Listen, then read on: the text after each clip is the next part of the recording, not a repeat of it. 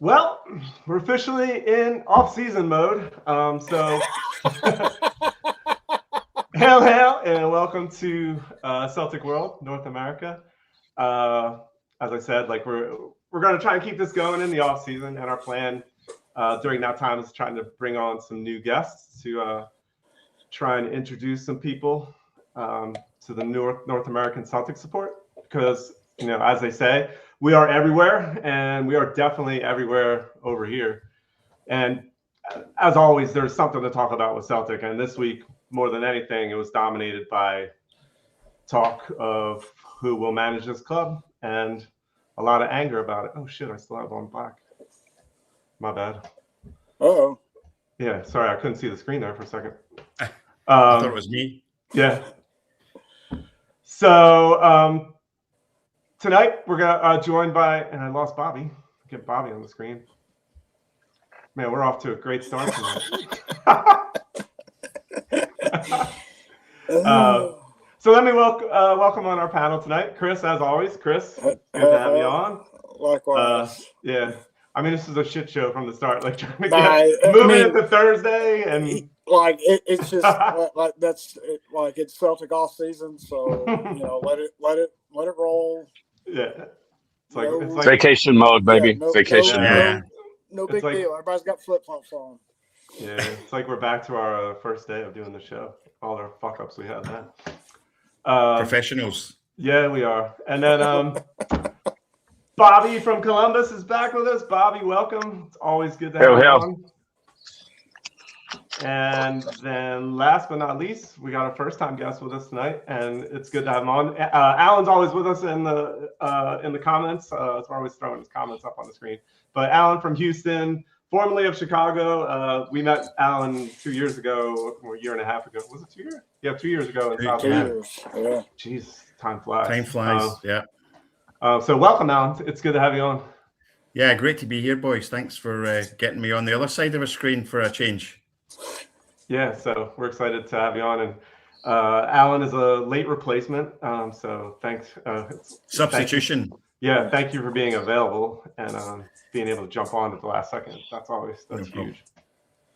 I like what we normally do with our first-time guests. And Alan, we're going to put you through the ringer tonight with that. But we kind of just like to hear, your stories of how people over here got into the club. And obviously, you're Scottish, so you'll have a different story than me and Chris and Bobby. But how did you start following Celtic? Yeah, I mean Glasgow born and bred.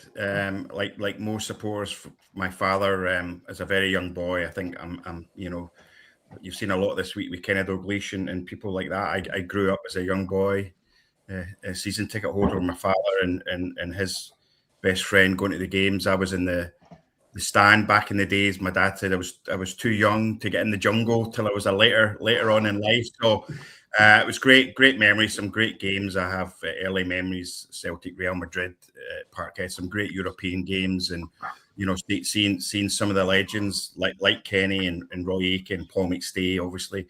So it was great, and I left the UK pretty much, and I gave up my season ticket in 1994 when I left on my travels that ended up here. So I've been in a few CSCs around the globe. Moved to the States. Well, it's 3.5 years ago.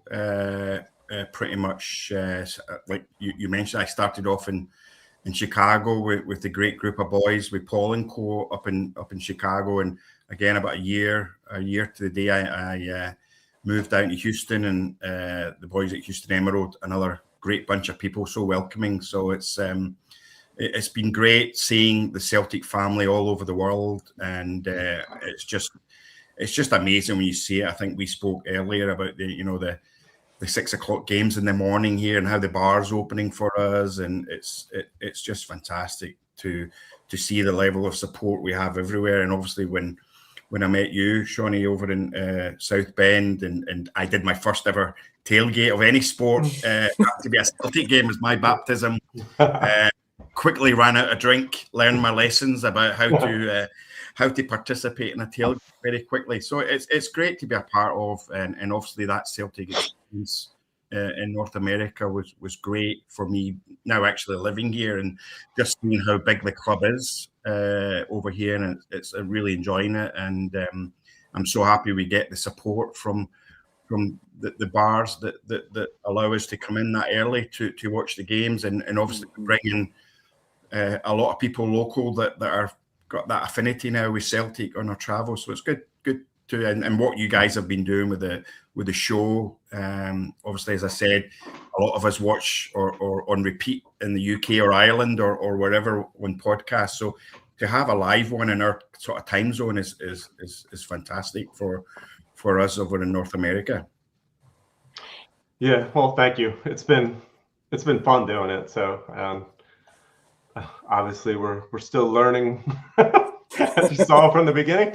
But yeah, we're trying to get bigger and better, and so trying to keep this going during the summer. And it's a perfect time to, like I said, introduce some new people. And I got a lot of people lined up already, so I'm looking forward to trotting out some new folks. What's the number of members you have at Houston Emerald? Yeah, we have a core group of anywhere between 15 and 20. I mean, obviously, like for the cup final, being a bit later in the day for us, we had some extended family and friends. So, but we have a core nucleus of guys, about 15 of us that will show up, 6 a.m. religiously. So yeah, it's good when it's like anything, you appear out of nowhere and say, hey, I want to come into the CSC, and it's just amazing how welcoming it's been, both Houston and in Chicago. Yeah, and I've been to the Chicago CSC alone. It's probably like 10 years ago now, but you're right. Like, and almost everywhere you go, it is like that. Like, it's incredibly welcoming. And some are small, some are big, and it's all have a different vibe and feel, and it's cool. I still haven't been to Columbus, so I got to get out there to see Bobby and the boys there. Me too, yeah. But yeah, and I didn't realize, you said when we were talking beforehand, there's two CSCs in Houston. Yeah, the original one was Houston Bombay Lennox downtown, and Houston right. Emerald. I did remember that. Houston Emerald was a spin-off from that. Like I mentioned, sometimes the Houston Bobby Lennox, great bunch. I've been there before in my early days as a visitor to Houston. Some of their games, they show on a delayed transmission that some people either can do. I can't do. I couldn't wait 2 or 3 hours to watch Celtic on recorded. But yeah, so we're just outside Houston City. So we've got a big expat catchment area up here, obviously oil and gas and so on and so forth. So yeah, it works out well. As I say, every game shown live, but it's nice when a city has, a couple of options for you. Oh yeah. And it's good to, I think, not have conflict too between the two CSCs, because you do see that sometimes, and Houston is a massive city. But yeah, like I would say, I mean, Philly's probably somewhat comparable in size. Probably Houston's probably a little bigger, but like we have had two CSCs in Philly, and it's probably just not big enough a city and support here to have the two, and it like probably should have been one all along. So unfortunately, sometimes it can get weird, I think, between the two groups, and it becomes like almost like a competition, and then I don't think that's the way to go. Yeah, it's not healthy. But I guess you do see that in some cities. Yeah, so I mean, like, how many years were you in Chicago with those guys? Yeah, just over 2 years. We were at I started in the old bar at AJ Hudson's, then they migrated to the embassy in Italy, which I think was a great improvement, because obviously the CSC was growing, a lot of young kids coming in as well. And I just felt, or I'm sure Paul would explain it, I think the old bar where we're down the pecking order, competing with the Premier League guys and the audiences that they command in a city like Chicago, where the Embassy, we're front and center there in Chicago. So I think that was a much needed move to give us sort of the level of attention I think we deserved that was lacking in the previous bar. So right. Yeah, I think that's kind of how the plow in Philly came about, is that the old CSC Fido, we just kept, like, whereas we would have the entire bar for Celtic matches, I mean, particularly like Rangers, like we would definitely have the entire bar. Gradually just got pushed into half the bar, and then all right, you get this room in the back that can fit like 15 people, and you're cranking your neck to watch a TV, and then that's how the idea of starting up at the Plow and the Stars came about in Philly. But yeah, so, and I think that has happened in other places too, like that kind of initiates a change that it becomes just too EPL dominated in that bar. Yeah, which so is I mean, a problem. Yes, definitely. You're seeing it creep into the Plow a little bit. You'll have, the Plow has the big projection screen, and then sometimes underneath it there'll be an EPL game on. I'm like, come on, man, this is distracting. In the EPL trophy at the Plow this weekend or something, I saw some. I didn't see that. It might be. It's possible. I mean, no, they're doing a big World Cup push to get people in for that, and I get that. I mean, it's just building on being a soccer bar, but yeah.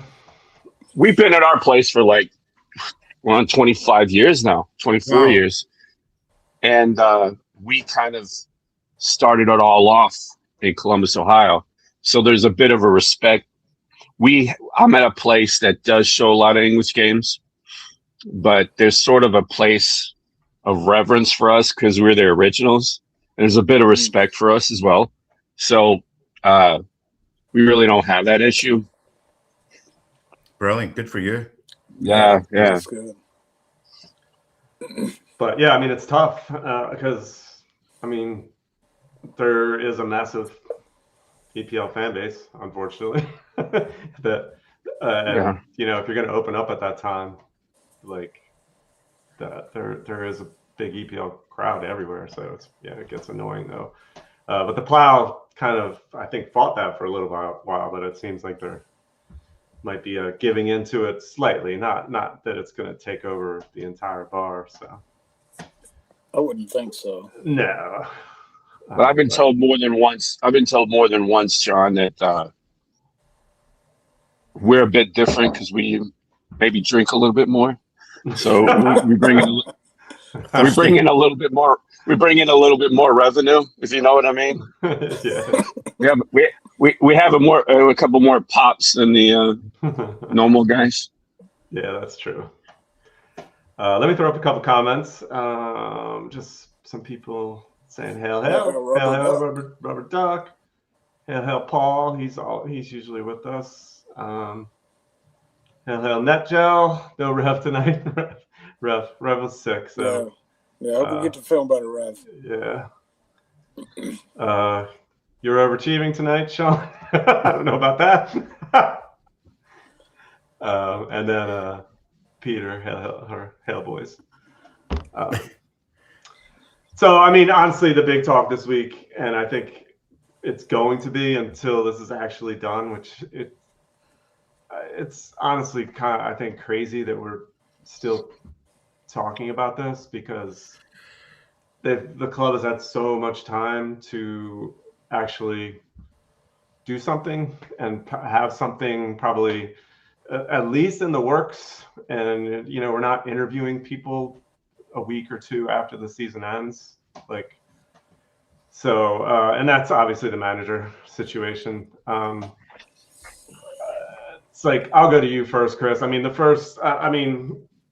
and we talked about it last week and we've been talking about it for a while, but Martin O'Neill is still, in there as an option to move into next season. And I think I want to go through each of you guys and see, like, and Chris, I kind of know where you stand because we've been talking about it for weeks. But comfort level with Martin moving into next season, and is that your preference? Well, I mean, if I'm giving a choice between Martin O'Neill or Robbie Keane, it's Martin O'Neill all day, every day. Yeah, I agree. But having said that, I'm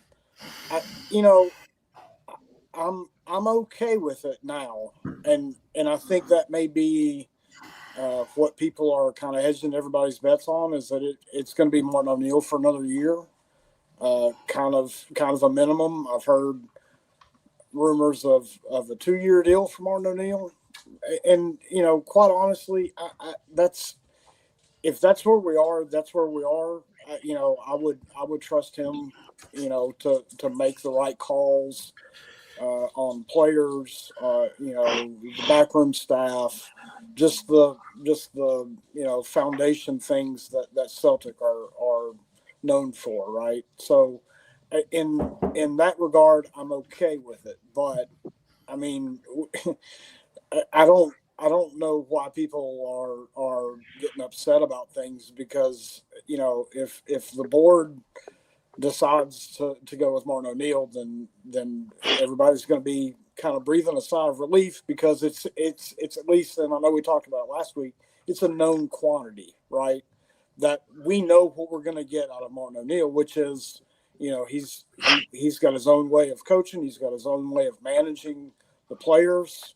You could see that there was some injection of some ideas from Maloney, and it's kind of the training ground things that have been worked on that may be wrinkles and things. But for the most part, Martin O'Neill is the known quantity of what Celtic is going to be, right? But I think everybody's hesitation right now is that we just don't want Robbie Keane, or we want something that is a known quantity that I don't know that. I don't have a whole lot of faith that the board's going to go out and splash a whole bunch of money. So if the option is Martin O'Neill, I've got to be okay with that. I mean, that's basically where I've landed with all of the ups and downs. I mean, we were talking about it earlier in one of the group chats, that it was like, it's killing me every day, because like there's so much unknown that we don't know. Maybe Dermot said this, or Martin O'Neill did that, or Robbie Keane said this. I mean, it could be any number of things, and because we don't hear anything directly from the club that these things are happening, everybody's just second guessing, man. And it doesn't take much for anything to just spin out of control. And I think you're seeing a lot of that on social media. So, that's just where I've landed, is that, like, if it's Martin O'Neill for the next 2 years, it could be worse. Yes, you're right. And I love Martin O'Neill. Like, I think he's amazing, but at the same time, I just don't think it's healthy for the club, for him, for really anything. But I think it just speaks to the ineptitude that we just don't, but we don't really have any options. So, and we, like, if it's either Robbie Keane or Martin O'Neill, and then Martin O'Neill looks like a great option then to the fans. And that's what I'm saying. You're right. I mean, the best option at that point. Yeah. Alan, how about you? I mean, what's your thoughts on Martin coming back? I agree a lot with Chris. I mean, for me, it epitomizes how Celtic is run as an organisation. It's so poorly managed. Nicholson said, the Nonsi appointment, mistakes were made, but we never learn. It's rinse and repeat with Celtic. We've got an absentee landlord who in the media still tout him as the owner. We've seen what other clubs, Motherwell reacted quickly, even other clubs like Liverpool, for example, we are always so slow in planning. There's just something in Celtic's architecture as a management, as an organisation, that we just don't plan very well. And we sort of knew Martin's situation, especially the second time, and what he was stating, and obviously, you look at Robbie Keane, and it's the fact that he's Irish buddies with Dermot and he played for Celtic, whereas his experience shouldn't really get him anywhere near Celtic, let alone a championship club in England. Can Martin do it for another year? If that's a choice between him and Robbie, I'll go with Martin for another year. I don't think he'll necessarily go beyond 1 year, just because he'll be 75 and then he'll be so I think he would use that season either to build up hopefully someone that can step into his shoes. And even with Robbie Keane's backroom staff, I mean, Scott Brown, he's tried his bit at management level, hasn't really taken off glass, so I'm not convinced that Robbie Keane, on a footballing aspect, let alone his connection with Israel and all the kerfuffle. But yet again, we're about to go into a new season. We had a divisive one last season with the Green Brigade and all the boards feel. And now, if Dermot does appoint Keane, we're going to go in. I think there was I looked at a post today, supporters club signing Celtics for Palestine. I think there was 60 odd clubs had signed up against the appointment of Keane. So we're going to start a new season in a disruptive manner again, with the support not being on board fully. So, the last 7 games, obviously, we were back in sync, so to speak, even as a Band-Aid. And I think that Band-Aid is going to come off again. And it's just, we had a perfect opportunity to go into the new season fresh. We're going to be earning quite a bit of money with some of the transfers with Engels and Nygren, and Maida, of course, and Hatate. So we're going to accumulate funds. But I couldn't tell you who they've got planned, what our scouting system is, or has I think someone said on one of the programs I watched that, that Martin O'Neill has been away for the game before he came back to Celtic, that he's not really looking at other leagues where Celtic are looking to capitalise on bringing players in those markets. And he's not a data guy. He said that he doesn't like the analytical side of what the Tommy Blooms of the world are doing. So, even with O'Neill, it is a safe pair of hands, and he really, got us over the line in the end. But again, it's Celtic's, plan to fail to plan scenario that's got us all, where we suffer from our own demise. So I'm really disappointed that we had an opportunity to move forward as a club and learn our lessons, but we haven't, sadly. No, you're right. And I feel like this shows and makes me fear more for signing players in the offseason. It's just, I feel like it's going to be more of the same of, waiting to the last second, and we're going to get loan deals and wait till we qualify for the Champions League. It's just going to end. Yeah, we don't want a Kairat 2.0 if we're not bringing anyone in. We're going to throw in that west. Let's say we'll lose Nygren, Engels, Maida, and we have no replacements, and suddenly we go into this playoff again, and we shoot ourselves, we just 40 million or whatever out the door just because we've not got anyone in. It's atrocious, really, for an organisation of Celtic stature. And I think I also, just to finish on one point, another comment: is Celtic now a poison chalice for managers, where they don't know what they're going to get when they come into the club? Right. Are they going to be given sufficient funds and control to bring in players that they want? Yeah. I mean, you take it, and I'll throw this to you, Bobby, keeping Martin kind of even in the, in management above the actual manager, and then bringing in a new manager. I feel like that can stunt the new manager. And you kind of saw that possibly with Nancy coming in last year, like having Martin in the background all the time won't be a good thing. I don't think it'll be a good thing. I don't think it would. I think, sadly, Sean, I think we may have to have it may have to just all fall apart for any sort of a motivation to happen. It may have to fall apart. And you know, I think O'Neill maybe stopped that this year. It brought everybody back together. They brought the Green Brigade back in, and those and that run of the after the split was one of the most amazing of a very, very, very strange year. But it maybe have to be a come to Jesus moment. We may have to fall on our face. Maybe not to the extent of Rangers, but it maybe have a situation. I don't see any positiveness of this at all. And to your point, to everyone's point here, it may turn into a poison chalice of who's in charge, who's making those choices, where are my choices, how much say do I have in the player recruitment, player development? Who do we know is doing that right now? It's a mess that could have been avoided and should have been avoided since the Kyogo fiasco. But we are fumbling. We fumbled. Could you imagine being a Hearts supporter right now?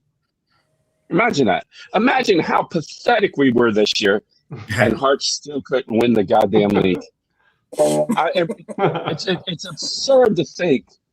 Could you imagine? It's so strange, but I can't see. I'm with Chris. If the only option is O'Neill, what the hell? And that's a terrible thing to say, and it's so strange. And I think, as Alan said, it speaks to the ineptitude of everyone involved at the top end at Celtic, minus Martin, because he's doing what he was asked to do, and he came in and righted the ship. But could you imagine for a moment Robbie Keane? All the other stuff aside, but could you imagine if he came in and he couldn't get going in the first month? We talked, you and I have talked offline about the grace that Nancy wasn't given, the grace that Ange was given. Could you imagine Wilfred Nancy coming from not the Columbus Crew, but coming from Maccabi Tel Aviv? Could you imagine that? Nope. It would. I don't know. I was just going to say, I was just going to say, you mentioned Ange Postecoglou. Another advantage we got with Ange coming in, he brought in a market we were never exposed to in Asia with Japan and to a lesser extent Korea. But Robbie Keane's not going to bring that in. Where is his tried and trusted players that he can bring in and play from the get-go like Ange did? Sorry, I cut you off, Bobby. But no. But to your point, Alan, the next guy comes in. Is he given that space that Ange was given, where he can say, "Hey, these are the guys I want"? And I don't know who used the term. It was a great term, by the way. Poison chalices. What do I have to work with? How much space do I have, and how much are you giving me? And can I do like an Ange Postecoglou, where I can go and get the guys I want? Can I exploit if they get a guy from the J League, or if I have a background in Africa or America or other parts of Europe or in Scandinavia? To me, maybe the most inspiring, maybe hire was to. I would have liked to see what would have happened if they would have snatched up the Motherwell guy. Yeah, I mean, but that's if that's gone now. It's a big what if, yeah, definitely. And I mean, they were. You enjoyed watching them play. The way they played was, and that's kind of how you would like to see Celtic play, and not even under Martin O'Neill, it wasn't pretty. No, how we played week in and week out. He got results, but it was. And what he did with an incredibly under-resourced team like Motherwell against Hearts and Aberdeen and Hibs, never mind Celtic and Rangers, but what he did against Hearts and even those clubs in that second tier, but just below Celtic and Rangers. What he did with those clubs, against those clubs, should have maybe had some wheels turning to how in the hell can Celtic not be a more enticing football club than Toulouse? I don't know. Right. I don't know. My rant. There's just probably more money in the French league than there is in Scotland. And Well, maybe. and Yeah, but again, Sean, is it a poison chalice? Maybe that guy says, I don't know. Did he even kick those tires? You know, as the expression goes, did someone at Celtic even kick the tires? I think I heard on one podcast at Axom, Celtic State of Mind, that through one of they said that he was, once he committed to Toulouse, his word was his bond, because he was still interested in Celtic, but apparently Celtic didn't come knocking. Again, I would tend to believe that typical John McGinn 2.0 scenario where we leave things too late thinking it's a shoe-in. Yeah, I didn't see the story that the boys, if that's the case, the level of stupidity, I think what has to happen, whoever's in, is it just needs to blow up and then pick it up from the ashes. It's sadly, I mean, because this is only kicking it down the can. This is just kicking the can down the road right now. What we did this year is amazing. We just kicked the can down the road. You're right. If you're a Hearts supporter, how do you go? I mean, we watched it week in, week out, how bad we were. And who would have thought we would have won 7 games on the bounce? Yeah, exactly. Breaking Hearts. I mean, it's been a delight to watch, but you sometimes look through one eye thinking, gee, we got away with one. How bad must they feel? Yeah, we lost 8 games this season, which is I mean, that's like 3 seasons of losses, a typical Celtic side. You think about it, if we didn't have Nonce, it could have easily been the treble. It probably would have been the treble if Nonce wasn't in that scenario. You know? That's amazing. Go. And they had no European football. Yeah. They were kicked out of. They lost in the early rounds of both the cup competitions. So literally forever, all they had was those league matches, and they still couldn't do anything. It's amazing. Yeah. And I have never, from the beginning to I'm not one of those guys that buys into that analytics, whatever the hell they're doing right now, because I just don't think it's.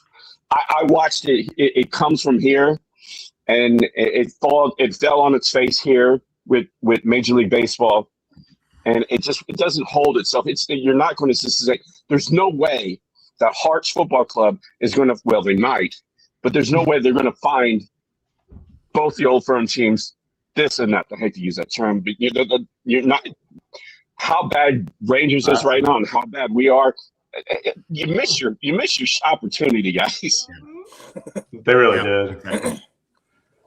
God, comments are rolling in. I'm just falling behind. Thinking fast, But like, and this is from Brian. Like, Marco Silva leaves Fulham 3 hours later. He's appointed manager of Sporting, and that's true. That's how big clubs roll. They have guys identified beforehand. I mean, probably before they are looking to leave a club, managers before they are going to leave the club or get fired or whatever. Good clubs have all this shit identified, and when things open up, they're able to swoop in and do it. And we are so behind on that. Sean, I'm a big Yankees fan. Yankees used to have a owner. His name was George Steinbrenner.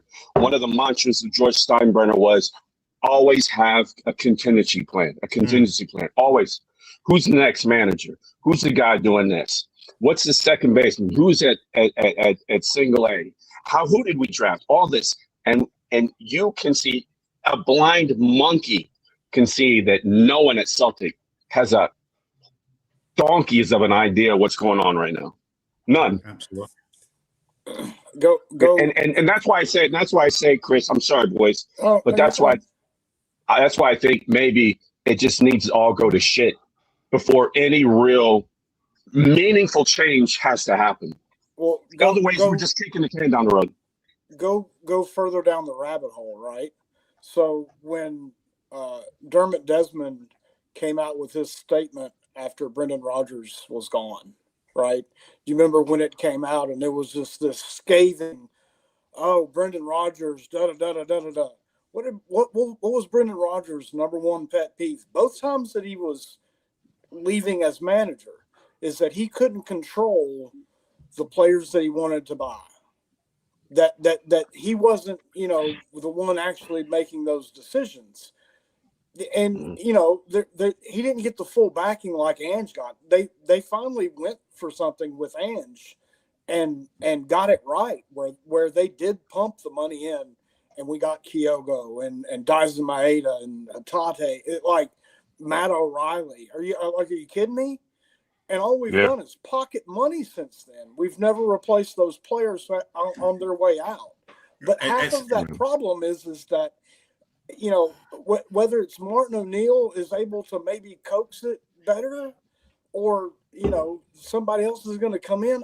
I don't know that you're going to get people that are like, to the, poison chalice reference. That's exactly the issue, is that they're not going to be able to run their system. Yeah, and going back to Ange, if you remember, when he brought in those players, the CEO was Don Mackay back when Ange was presented, funny enough, in front of fan media. And look how long Don Mackay lasted. Okay, we don't know the full facts of his departure, but you think about what Don Mackay achieved with Ange in that small window. And was that something too far for our board, perhaps? That we had a plan with Don? Yeah. Totally. No, you're right. And I'll throw the next comment here, and it's true. Like, we don't have the same pull, and double the fact that if we're a poison chalice 1, 2, we're not as as big a club, big a job for a world-class manager, to come into. And I don't know, it's partly true, which is kind of frustrating, but. You can plan accordingly, though. Planning accordingly. I don't care you can be a gas station attendant, or you can be the CEO of a goddamn Fortune 500 team. But if you don't, you have to. There has to be an element of professionalism, and it doesn't seem like anything's. Who the hell is running this? The Zoom. Yeah.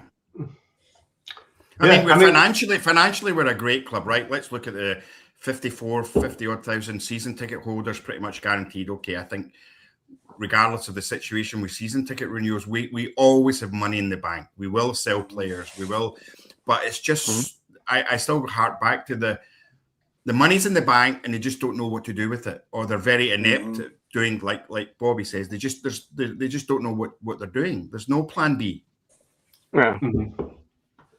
Yeah, there's never a plan B ever. I mean, one of the great things I loved about Ange was his level of professionalism. If you remember, early on, he said, "Look, I'll put you," and we had examples of that before Ange, but I'll put you in a window. If you want to go play for a top 5 league, come here. Let me get a tune out of you. And if you want to go play for Real Madrid, or you want to go play for Liverpool, come here, I'll get a tune out of you, and then you can go do that. And so there's a model. Let's work with that. So this idea that we're small on the stage, comparatively speaking, on the European stage, I get that. Understand who you are. Know who you are. But also have a level of professionalism. But I think that is this ineptitude has crept in since 2 or 3 years. I don't know. This is a good one. Plan B is to do Plan A more half-arsed, and it's true. And I was just reading another comment from Sean South Gary Owen. We talked about the factors of the World Cup, Champions League qualifier. We knew when Martin O'Neill came in 2.0 that he was there to the end of the season. What has been done? Okay, Martin wasn't even very well. We didn't spend any money for him in the January transfer window. We left him on a limb, but we had all that time to at least know that perhaps Martin O'Neill wasn't going to be available for the coming season. So what have we done in that, knowing that Martin O'Neill came back a second time, and then even with all those factors, World Cup, Champions League, etc., we should have been way ahead of the game. You're right. Yep. But that's the Celtic way. You almost feel like it's like, all right, let's get through the season, and then we'll all get together. We'll get together. Keep the 70 million. We'll keep the 70 million in the bank, and we'll all get our bonuses, and we look good. But it's rinse and repeat. Yeah, it's just so backwards, and I mean, whatever happened to the hotel at Celtic Park? Yeah, I need to bring that. We got enough money. That phrase "rinse and repeat." That's exactly what it is. And I don't know, man. I'm finding it comical that there's. It's like, can you not learn your lesson the first time? That like if it's not time or the third time. Like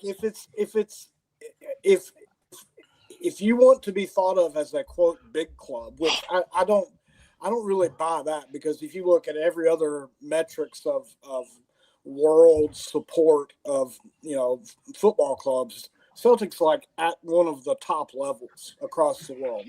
Let's get that corrected. I mean, this podcast itself, Celtic World, we're everywhere, right? And numbers of supporters are growing around the world, right? The sport is growing, the interest is growing. People fall in love with this club every day. I think my point is that we just don't operate as a big club, but we are a big club. Yeah, and sorry, the comments are great, by the way, and someone talks about communication. You look at our CEO, right? Nicholson, I think his last interview might have actually been Noncy, right? I personally, this one. The board, I mean, we had Brian Wilson being the de facto spokesman as chairman, albeit temporary. Nicholson has never been heard of. We're so poor. We only say, give us your money for season tickets. Here's the new top. Spend the money. It's not about, this is us being proactive in our approach. And remember when we had the fan survey, what's happened to the fan survey? And, Chris, you mentioned about building the hotel. We have enough money through leverage and financial to do something with the main stand. Forget the museum and hotel.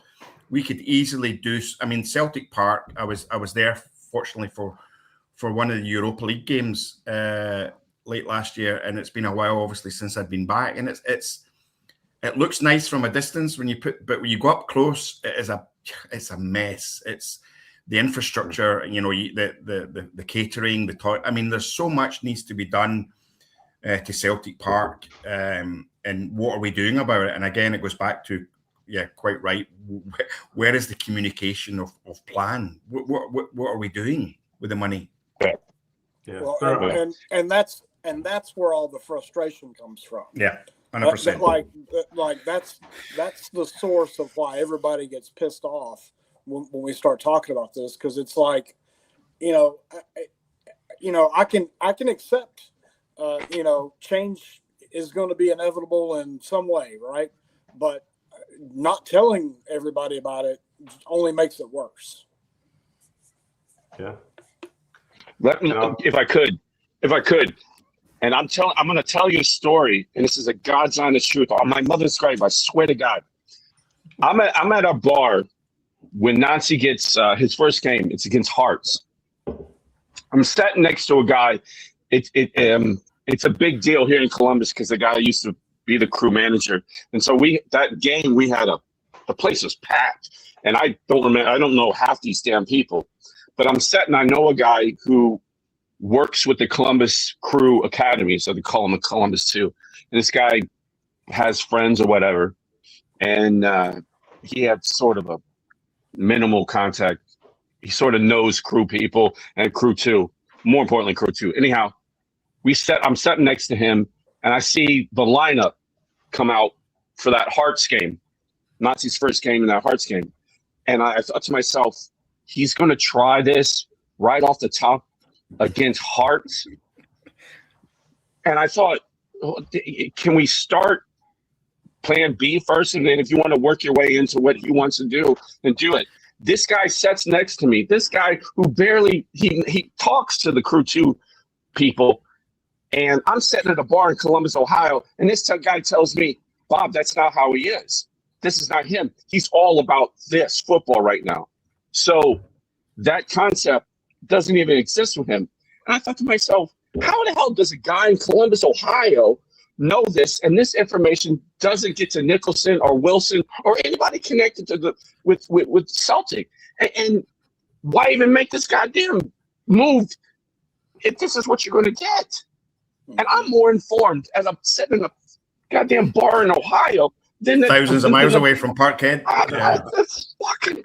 I mean, it's beyond stupid. Yeah, I don't know.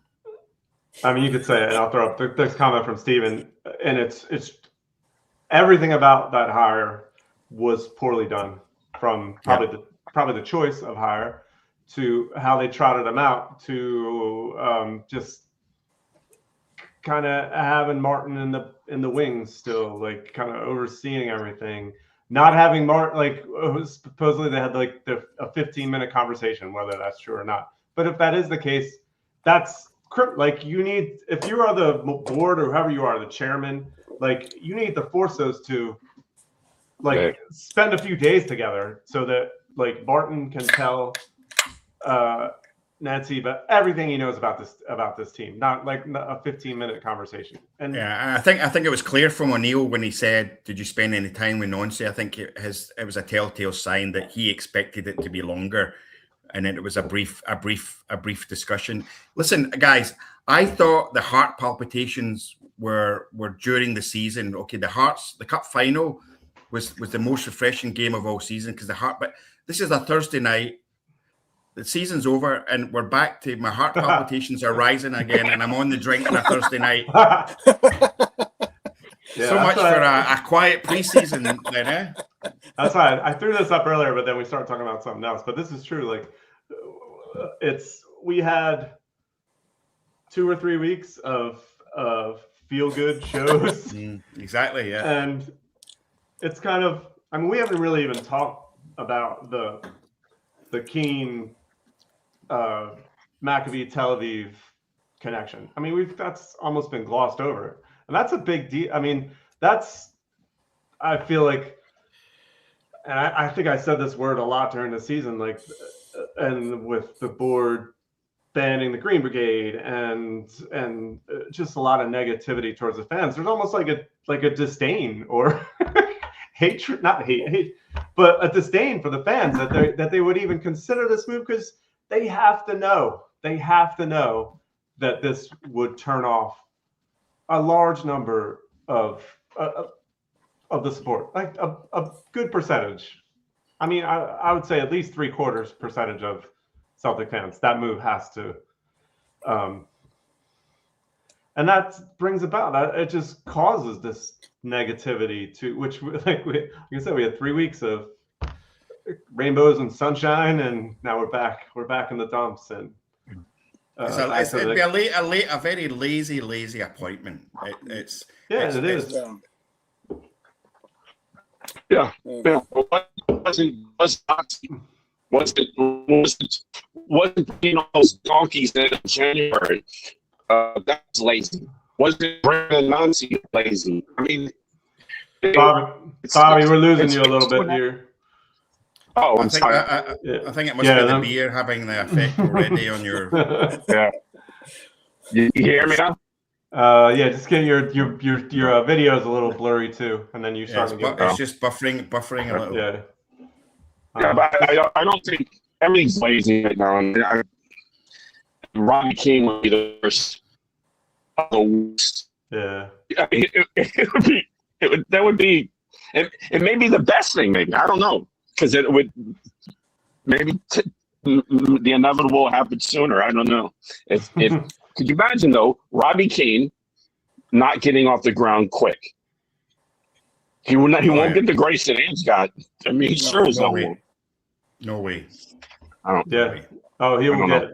he will have absolutely no grace. And again, back to the foot. I mean, he came second, right? It's a one-horse team in Hungary, and he came so that alone sort of sends you. I mean, the biggest spenders in the league, miles ahead of what the nearest compare, and he still didn't win the league. So come on, guys. I mean, Hearts aren't going to go away. Rangers might throw some money again at the good old Danny Roll, but you know we're it's not a one-horse race for us anymore. But right, yeah, that's true. I mean, that's what I mean. I think we were able to kind of gloss over all the talk about the and like the thing today with the I don't know if you mentioned that beforehand, but CFC is kind of signing on to and I forget what the name of the group is, just opposing the move for Robbie Keane. Celtic fans for Palestine.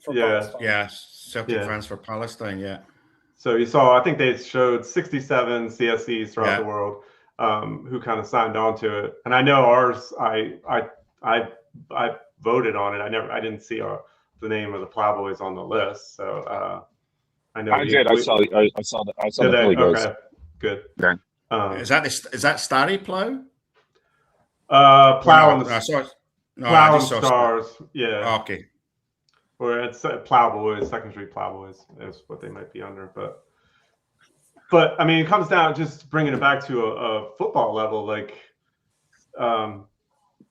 you're right. I don't think Keane has the experience and what to like managing it for a short time at Maccabi Tel Aviv, for a short time at Ferencvaros, and coming in second in a league that I think they win like 6 or 7 straight or something like that. And then,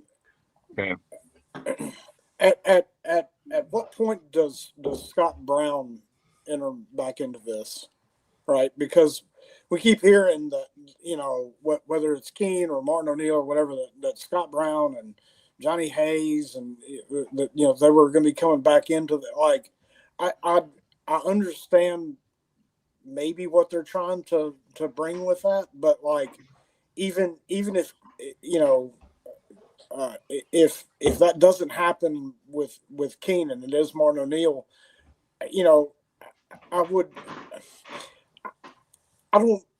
know. I have a hard time believing that Scott Brown's going to come back with Keane and make everything okay.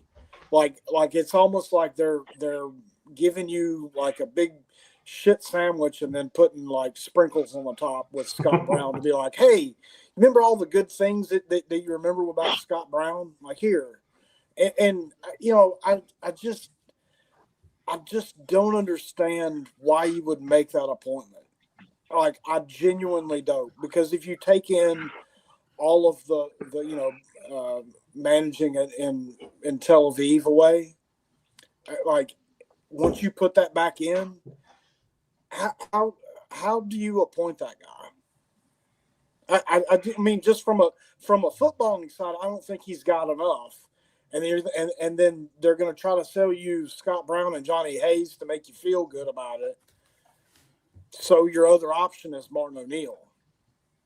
And you know, it's such a no-brainer for me that I don't know why, you know, have that discussion, because I'm if that appointment happens and Keane is announced, it's going to be bad. And like Bobby said earlier, I think it will be rubble for a while. I genuinely do. Yeah, that's what I love. That's a good comment. 2 front runners: a guy who's collecting his pension and another who worked in a genocidal state. Yeah, it's.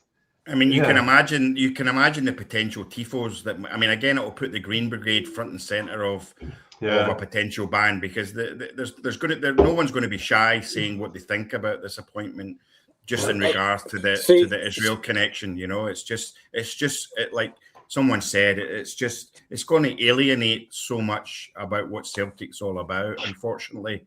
1000%.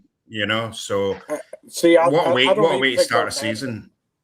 I don't think any of the bans will happen. I think people will just not go. They will be outside of the ground. I don't think there would be any bans. I think you would see a mass exodus of the support. Yes, it'll become very bitter for sure. Very bitter. Yeah. And he dealt with that. He dealt with that from Irish supporters who his wife claimed that he had received death threats and online social media abuse. And I can't imagine that goes away if he's appointed the Celtic manager, and regardless of the results. Yeah, it's uninspired. He doesn't have the CV. It's uninspired hire. He doesn't have the CV, and on top of that, the issue, the political time bomb that is. And I don't want to get in that, but nothing's positive about it at all. It's an utterly lazy, ill-timed, it's stupid idea. Yeah, it's a sorry state is that the best we can do in candidate? It's a sorry state of affairs. Yeah, that's who we've got. Yeah. Push the Palestinian issue aside. Yeah, he doesn't have the CV. Terms. Yeah. I know, we almost did. Yeah, I mean, so I guess I'll throw up this comment from Mick, and it's kind of the next level question for us. Who do you want as a manager that would be realistic to get? Alan, do you have any names in mind that you would? I mean, it was never going to happen. McKenna at Ipswich, I thought he was a talented up and coming. He tried and tested. I think he might end up going to the Premier League anyway with another club. I think Fulham might even pinch him, even though he's. I would like to have seen someone that knows it. The Bodo Glimt guy, Knutson. Yeah, that's what his name. I mean, if the Champions League scenario were, I mean, someone made a good point in the comments earlier. This is our last kind of free chance, almost, with one playoff game, and then the following season it's all over. We're back to, is it 3 or 4 games? I think 3. 3. So, 3. Getting a Knutson caliber, and it's a bridge too far for some of these managers. That kind of, I always go back to, Brendan Rodgers was our last elite manager that we attracted to the club, and where have we gone? Okay, Ange was an unknown, but he did amazing for us. Well, I don't think we'll get Knutson either. I don't really know at this point, but not keen. If O'Neill does it for a year, reluctantly, but surely we could have something to take us long term. Yeah, and that's what Dr. J. It's who would take the job, and a lot of it just comes back down to that. Is it a poison chalice job? That's what I said, Doc. Yeah, you're right. What's the other name you see coming up? And Bobby, I'll go to you. Like Craig Bellamy, does he interest you at all? No. What about? I have an idea. No. Hear me out. Maloney. Okay. I don't know. I don't know. I would take Maloney over Keane. I don't know. Yeah, I mean, I feel Maloney. I think he wants the job upstairs, right? I think he found his managerial career is pretty poor, but as a number 2, even with Martinez, I mean, maybe Martinez might still, but again, that's after the World Cup. But I think he saw his progression as a number 2 or potentially director of football. When I hear Sean Maloney speak, I just don't feel he's so enthusiastic to get the top job, to be honest, and that would worry me that Maloney would be a consideration, because I just feel his CV is not great either. Yeah. Listen, I'm throwing darts at the fucking board. Sure, so. we need them. I mean, Martinez. I don't think we could get him anyway. But again, we're waiting till after the World Cup. Then do you look at the US? Do you look at MLS? Do you look at Australia? Do you look at the J League? Do you look at to Scandinavia? Is there someone there that like a Ann's type hire falls out. I don't know. I don't know enough about any of those places, but I don't see anything happening. I don't know. I feel the same way. I feel like we're just too lazy almost to look around. It's like we just need and that's probably why Sean Maloney would be an option for them, even though he has not as good a resume as Robbie Keane. Doesn't have he would get grace from the fan base that Robbie Keane would not get at the. I mean, think about it. Think about it for a minute. Is someone, honest to God, is someone taking the piss? Is someone taking Robbie Keane? Robbie Keane, Maccabi Tel Aviv, a genocide for 2 years. Robbie Keane, you could not pick a worse candidate right now. Yeah. And do you see those flags in the Boongerk and in that corner of the stadium? Mm-hmm. Do you know what? Would you know what every one of us, if you have a brain, if you dealt with social media over the last 2 years, every one of us, every day, has turned on Facebook, has turned on Instagram, has turned on whatever outlet of social media, and they've seen murder. And we're and the top candidate of Celtic is Robbie Keane. What are you doing? Oh, can you imagine? Can you imagine the fines we would get in Europe from the amount of Palestine flags that would be waving at Celtic Park for those for our qualifier? And that's right. Like I said, I read where his wife complained about the. I read where his wife complained about all the social media abuse and the death threats from pro-Palestinian activists and Irish fans. There's no way on earth that it could come close.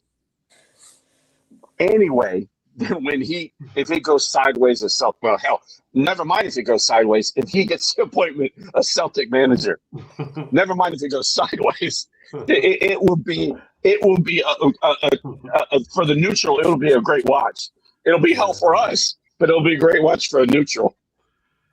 This is a next level conspiracy right here. I mean, I just had a quick look. You go into transfer market and look at the available managers that are currently without a position. I mean, forget the Pep Guardiolas and Jurgen Klopp, which was mentioned in chat. But you look at somebody. I mean, okay, here look at this one. Gareth Southgate is ex-England manager. Then Thomas Frank. Thomas Frank. There's some interesting names in there. Remember that comment the guy said when he was playing Rangers, they need Champions League. Jon Dahl Johansen. Yeah, I mean, there's so many. There's so many names, and I don't even know if the Celtic board have even bothered looking at who's actually available in the market. Yeah, and the thing is, it's not. We were paying Brendan, I think, on his second term more than £2 million a year. So it's not. I think Ange got a tidy sum as well. So it's not like we can't afford a fairly decent manager. So again, you have to beg the question that we go for the cheap angle. Yeah. Comments are really good tonight. Did we just win a double a couple weeks ago? I know it's what I'm saying that. Everyone's still watching. I mean, I don't know about you guys, but I think that when they were asking Kieran Tierney and or Callum Osman how many times he's watched his goal, and it's all over 100. It was only yesterday or even today, this morning. I still pop up and I watch the goals over and over again. Same here. I think Celtic did a nice job. They did the best of a unique angle of the season. Yeah, that was brilliant. And it's been so positive. The cup final was a joyous day because the pressure was kind of off. Everyone kind of felt this was going to be our day. And then we look at what's happened subsequently, and it's straight back down. They bring us straight back down. Because if you look at the Celtic posts recently, season ticket renewals, the jersey, the new home kit, what else are they talking about? The women, Yeah. okay, the women won the cup as well. Good for the women. What else? Okay, this is what else we're doing behind the scenes. Yeah. That's what I mean. Throwing up mixed with Martinez being an option, but just for me, I just feel like hiring a manager after the World Cup is too late. Like but I mean, I don't know if the Celtic board feels that way. Like they'll be like probably like, yeah, we'll just keep Martin on until, but it's just a lazy, Didn't slow we? approach. If my memory, someone please correct me, but wasn't the first time we hired Martin was it a World Cup year? And then we hired him really late because he was doing television work, wasn't it? I thought we hired him really late because there's television work. I could be way off with that. I don't know. Yeah, that's before my time, so I can't even say. That's before Alan might know. It's before my time as a Celtic. Are you talking when? What period are we talking about? Like 2000, around that time, like right before. The first time we hired Martin, I thought it was like really, really late. And I think he was doing television work for ITV. No, I mean, the first time we hired Martin O'Neill, he was a sought after manager, and we were lucky to get him. You know, for him, that's very true. You know, with what he'd done with Leicester, you know, he was. We were very fortunate to get him when we did. So he was still an elite manager back then when we brought him to Celtic, because that was our response to what Rangers were doing, and obviously O'Neill brought the Chris Sutton type era for Celtic as our way back. So yeah, he was certainly wanted elsewhere. 2,000 euros. I don't know if that's when he came in. The Euros. Yeah. Yeah. And we plucked him. We got Yus Valgarin, but he did really well in that summer before when he came to Celtic. We did really well, and then we got Lennon in January of that year. Yeah, so he did really well. And he was the one that took the chance on John Hartson after his failed medical at Rangers. Where O'Neill says, "Listen, I can make this work," and he took the chance on Hartson when Rangers said no. Yeah, because he failed the medical. Yeah. Yeah.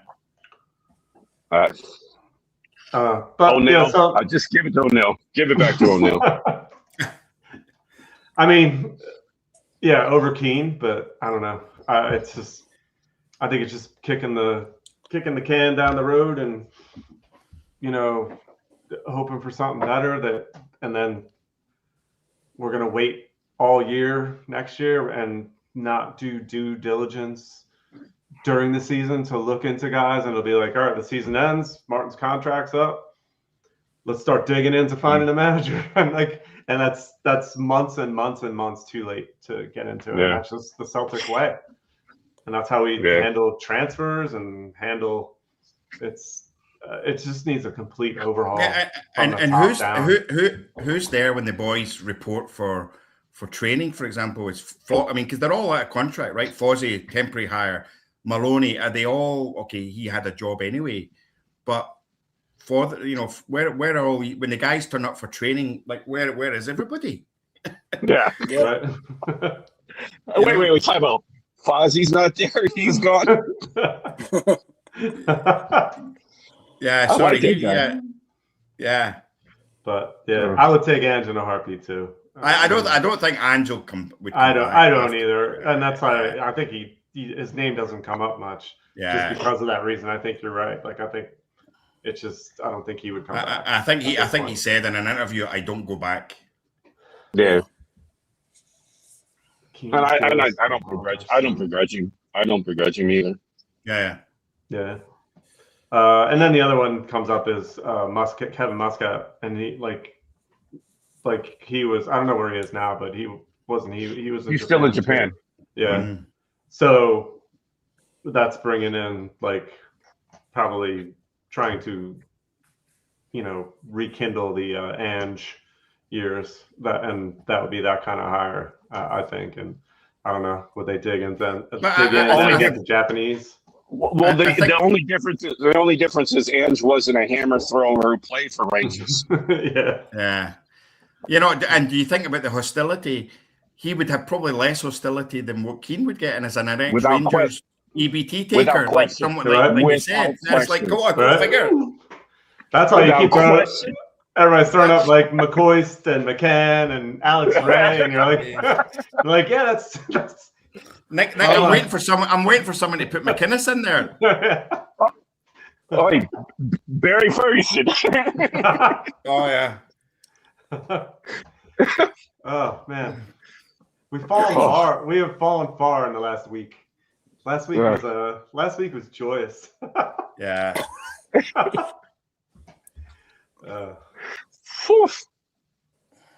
I think about that. Who would be a more popular hiring, Barry Ferguson or Robbie Keane? It's close. You're right. Wow. Yeah, God. That says a lot, and I think you're right. Like, I like that one. Someone said Stevie G, Steven Gerrard, even. Oh God! Oh my goodness. Well, at least we know we'd piss off the Huns with that appointment big time. Yeah, right. Should I'd take him right now. Barry. What do you do? But I mean, this is scary though, folks. I know, Jess. This is just from the highs back to the lows already. Right. And it's only the 4th of June, for goodness sake. Which is why I'm going to be like, you know what? I'm going to be okay with Martin O'Neill. I know. Just roll out a comment tomorrow. Then just do it. Then tell us and then plan. He signed the paperwork. We're good to go, and you know I get to go see Dazimate on Saturday. You know what I mean? So yeah, you're going to do that. That's yeah. Are you definitely doing it? Yeah, I'm going to watch Japan train on Saturday. Oh, nice. So, I'm looking forward to seeing the snow leopard that is Daisen Maeda.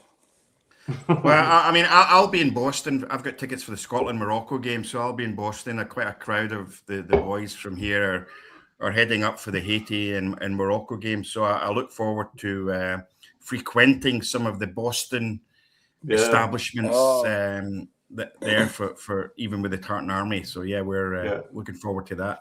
Yeah. Well, I'll throw you in our little group chat that we have going on with our Celtic World guys. I know there's a few that are definitely going up to Boston too. Like I think our Cayman Island guys. Yeah. All Cayman recommendations. Island. Yeah. I haven't partaked. I've been through Boston, but I haven't had the pleasure of being there enough to get wasted over the period of 3 days, and I'm looking forward to it. They got a place called the Purple Shamrock. What's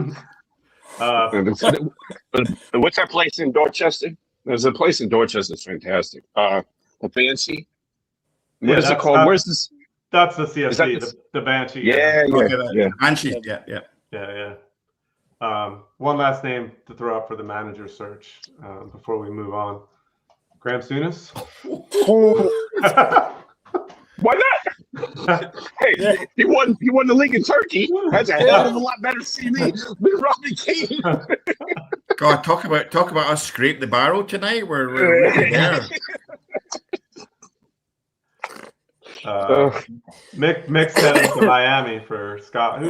Who's Scotland playing in Miami? We've got Brazil. I mean, I'm still waiting for. I mean, tickets are expensive. There's a couple of boys from Houston going, so we'll have we got some Scotland flags made with the Houston, Texas on it, so we'll be visible. So, if I can finally squeeze a ticket for Miami, I'll definitely go.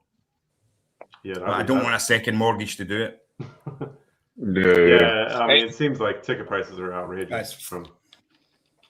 I would tell everybody. I went down a rabbit hole. I was reading a story about Edison, our guy, French Eddie, and Eddie has I believe a Haitian father or mother, and he refused Haitian call up because he said that the boys, he don't want to come in at the 11th hour and take a spot from a guy who's worked his way and he's earned his spot on that team. So that guy's earned my respect. I wasn't a huge fan because I thought he was sort of a lazy guy. He was the anti-Maeda.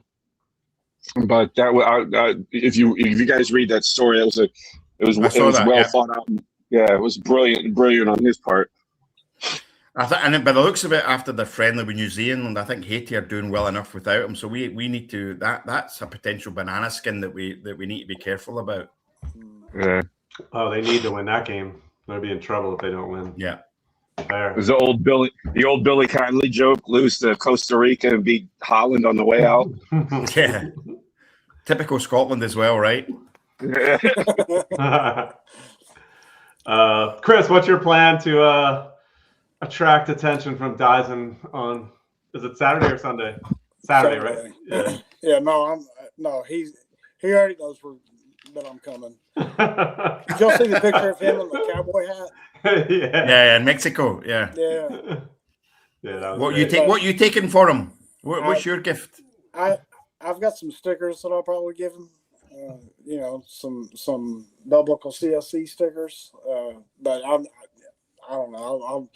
I'll figure something out. But I want to get him, a handful of things. Just be like, here you go, and then sign a jersey or two, and get a picture made. Hopefully, so looking forward. Well, if you're in the hoops, you're going to stand out. For sure. And I think Nakamura is actually on the coaching squad for Japan. So I mean, that's another legend that you'll see. Yeah. Hopefully. Hopefully. I'll be so jealous if you get Dyson pick. Well, mean, forget it, Naka. That too, yeah.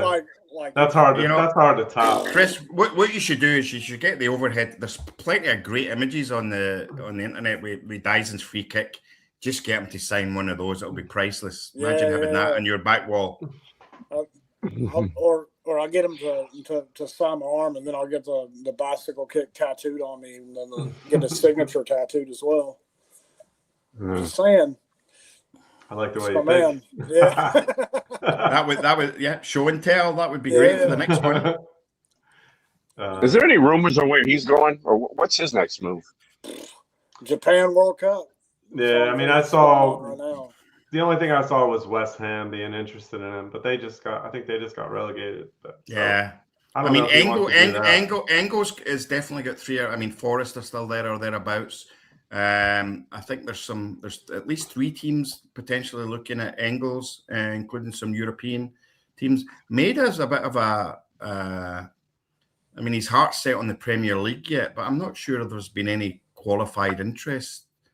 I heard West Ham might have taken a look at Osmond as well, but the chances of us releasing him would be slim. And Nygren again is another one that we don't know where he would end up. But Maeda again, I hope that because of his play in the run up to winning the league, that at least the value for Maeda we're going to get. If he played as he was, we'd be lucky to get 10 million. But I hope we get a decent amount for Maeda. Engels, I know we're going to get 25 in North. Yeah, I saw AC Milan look at AC Milan, correct? Yeah, was looking at him, which that's crazy. But I mean, he was great at the end of the season. I mean, you can throw him and Dyson in there as the 2 guys who really got us. Yeah. Well, you could you look at it with the goals from Maeda, but Engels never lost a game when he came back. Of course, when he came back from injury, And the Green Brigade too, right? Oh yeah. That's right. But yeah, so I mean, I don't know, Chris. That's what we talked about, like what we're going to talk about this summer when if we keep doing the shows. Like, how much interest do you have in the World Cup this year? Are you guys? How much will you watch? Well, I mean, I will watch probably a decent amount. Just because it is a thing, and it'll be some good entertainment. But from a like I'm going to be hardcore into it, and I've got to watch all matches. No, I mean I'm kind of hit or miss with international football as it is. Yeah, same. Club football is a lot more entertaining for me. I think you get different styles, but like in a World Cup where you get the best of the best of the best, some of those games kind of drag on to where it's like, well, they're evenly matched, and it's tough competition, but like unless you watch the game consistently, you don't see those little minute details that really go into what makes what separates the top 1% from the top 1%.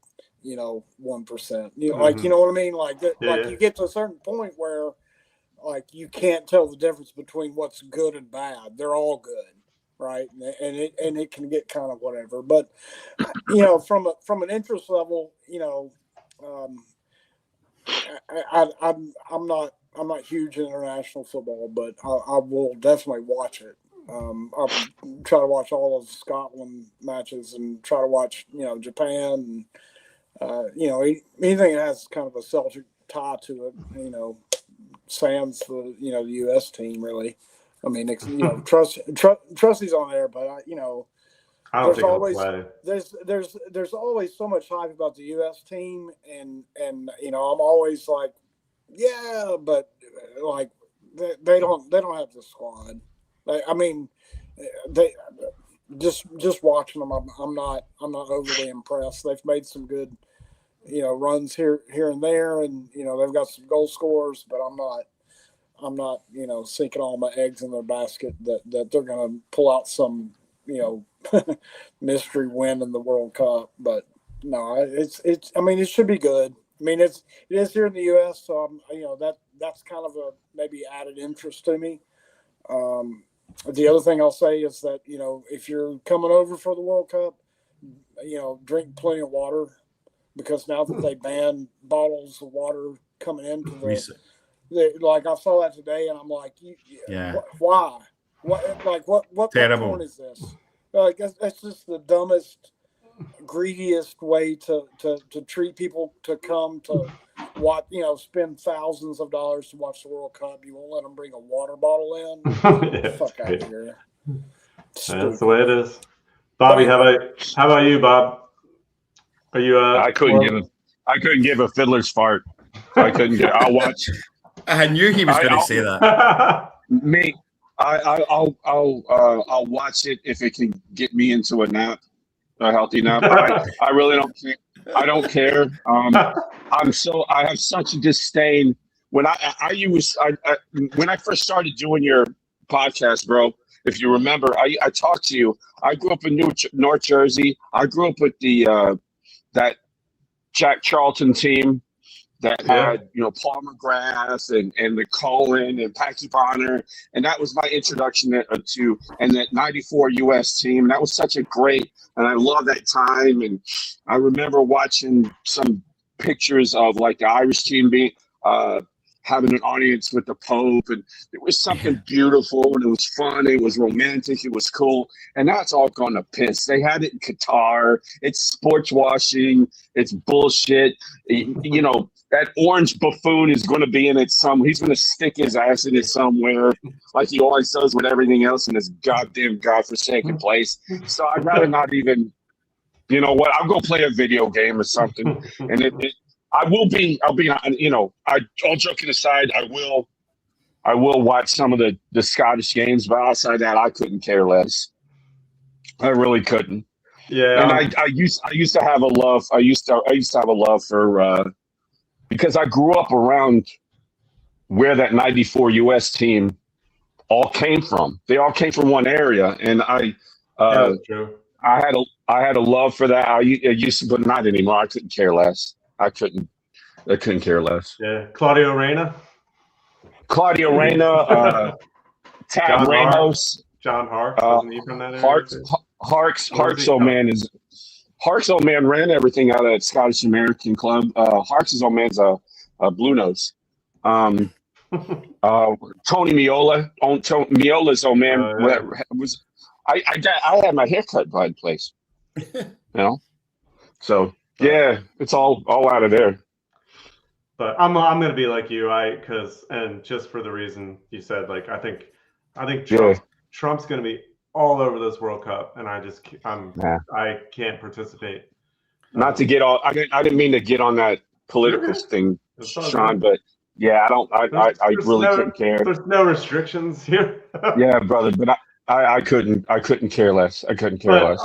I'm the same as you, and I've said it before on the show, like that, like what got me into Celtic was watching Ireland in World Cups in 2002. Yeah, at the Anglesey pub down in Wildwood, New Jersey. That's where I there you go. Kind of discovered Celtic in a way. I would love to see I would love to see maybe one of the smaller nations do well. That's a cool story. Whenever that one, there's an Irish guy Irish guy who plays for Curaçao. He played for Shamrock Rovers, and he got called up. But other than that, I really and truly couldn't care. It just doesn't do anything for me anymore. The fact that it wasn't like Roy Keane had a fantastic rant when it was in Qatar about how it shouldn't even go on, And I'm not of the same. It shouldn't even be here. FIFA should have that buffoon at FIFA shouldn't even have it here. Yeah, it's terrible. Okay. I mean, the only thing to remember, guys, regardless of your rooting for, I think someone even mentioned it. Always remember ABE for the World Cup. Anyone but England, because of course it's going to be England are going to win. It's coming home. It's coming home. Here we go again. So. Yeah, I agree with Bob. It'd be nice to see. We played Curacao in a friendly there before we headed to the States, and they gave us a quite a good game. But if I wasn't living in I feel sorry for some of the people that are trekking over here and what's happening. We're getting fleeced, not only with tickets. I mean, and I'm paying the train to Gillette Stadium that's normally $20 is now $80. So and I agree. Infantino is it's disgusting what FIFA are doing to the fans, and it's not for us anymore. I've got people with Brazil Scotland tickets selling them at $4,000 each. Who's paying that? I mean, I paid $1,200 for 2 tickets for Morocco, and I think I got away lightly. In all honesty, so. Yeah, you really it's just otherwise. It's just tough. But I mean, for Scotland's perspective, this is our first World Cup since '98, and I remember France. I didn't go, and I said no, there'll be plenty more ahead, and here we are, all this time later. So I think for us, it's just a big sigh of relief that we're back on this stage. Albeit it's going to be interesting to see how some of the games are going to be attended. I know. I'm curious. Support. Yeah, I'm curious as well. So, I think there's going to be some games that are very lightly attended. I mean, I forget some of the games in Philly, but I think it's going to to very minimalist for crowds. You have teams that can't even get all their players because of visa issues. I believe Iraq maybe, or one of the teams is having visa issues. Yeah, Iran. Yeah, having visa issues. It's just, I don't know. It's distasteful. It's stupid. I mean, I know that they have to plan these things I don't know how many way ahead of time, but we don't deserve it. We shouldn't get it. It shouldn't be here. It's sports washing. It's distasteful for me, and I don't want to.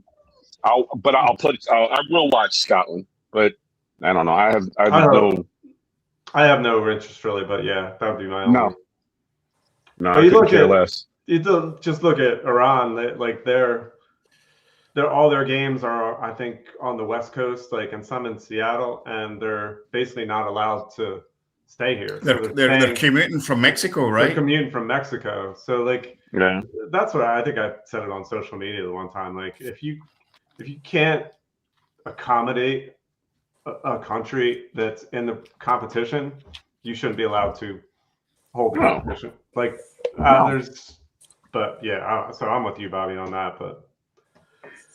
But at the same time, and then like you said, Alan, Scotland, 28 years later being in it, I don't begrudge any of our Scottish American or not Scottish American, like people over here in Scotland are Celtic fans. I mean, and there's a lot of them going up to Boston. I think like David from Philly's going up, and Declan, like a bunch of guys we've had on the show. I know are planning on going up to Boston. So the Cayman Island guys are going up. So it's a good story. I think Clark did all right, and you got you have an amazing player in McTominay. It's a great story, and that's the only thing I think that interests me at all. At all. Other than that, I wouldn't even, as Alan said, I'll probably watch. I would love to see, because it inevitably always happens with England, is that the newspapers over there will hype them up to unconscionable levels. And I'm sure there's probably the Guardian or whatever the hell the rags are over there, the Sun, and they've already won the World Cup. Yeah, already exactly. put his name on it. So that will be a joy to watch the cheers flow from the buffoons in the stands. And Harry Kane's already the top scorer in this World Cup already. I've seen that. Yeah. Right. All right. Well, I think we covered everything we wanted to cover tonight, so I think we'll wrap up there. But yeah, I mean, I feel bad that we kind of took it down a negative path again, as we did most of the season until those last. I mean, even at the end, I think we were like wary of jumping fully on board that we're going to win those last 7 games, which we ended up doing. But that's what Celtic does to us. They're just need to get their fucking head out of their ass and start. It was a fun watch, though. It was a great watch. It was, and that's what he said. It was a great watch.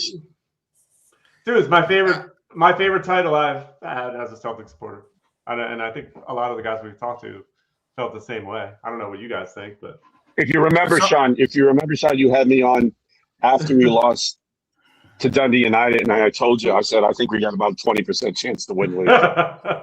so those crow the dishes you want to send them my way, because I didn't see it coming. Amazing. Yeah, but that's what I said. Like when I said the football under Martin O'Neill wasn't the prettiest, but there were a lot of great goals this season, and that. When you go back and look at this season, and I think Alan, you talked about it, like watching Osman's goal 100 times, I mean hundreds of times, and same with me, like Dyson's goal, and you can go back to all those winners like McGregor at St. Mirren. I mean, there's just tons of them. Great coolness of Iheanacho his coolness with the ball is I've not seen a guy that a ball can stick like glue. And he's just so composed, even with that penalty, it's just, oh my goodness. Yep. Yeah. So, my record in politics mean I'm not getting in. I think that's a big concern I've seen from a bunch of people. Yeah. But so we'll wrap it up there. Thanks, Alan. Nice. Thank you, Alan, for being a late replacement for the Red. Thanks for having me on.